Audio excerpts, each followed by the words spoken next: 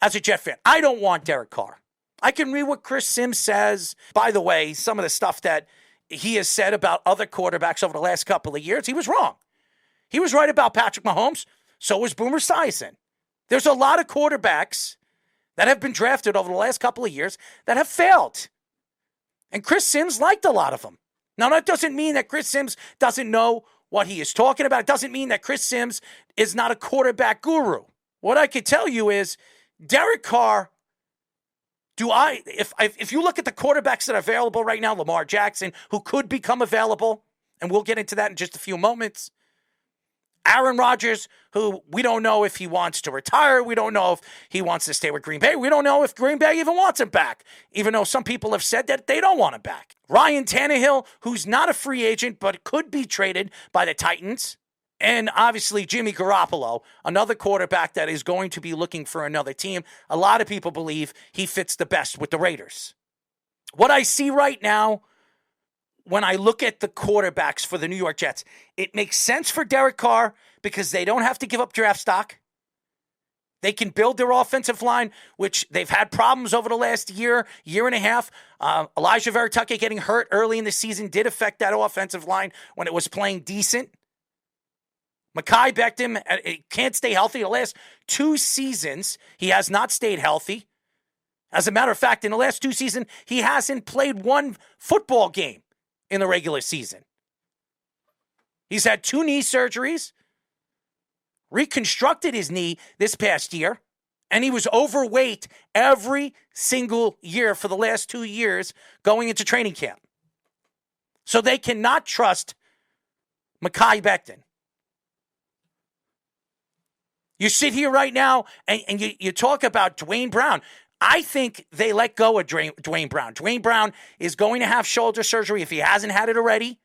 He's probably not even going to start the season as the starting left tackle because shoulder surgery, you have to be committed with that shoulder brace for at least 6 to 7 months. Then you got to train. You got to strengthen that shoulder. By the time he's ready, he'll probably be back for the 2nd, maybe 4th or 5th week. And there's just nothing of consistency with this offensive line. Connor McGovern is a free agent. They're not bringing him back.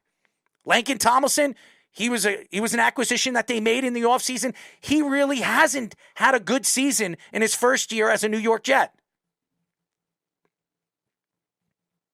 The only 2 guys on this offensive line that I believe in right now is Elijah Vera-Tucker and Max Mitchell, who we don't even know if he's going to start this year because of the blood clots.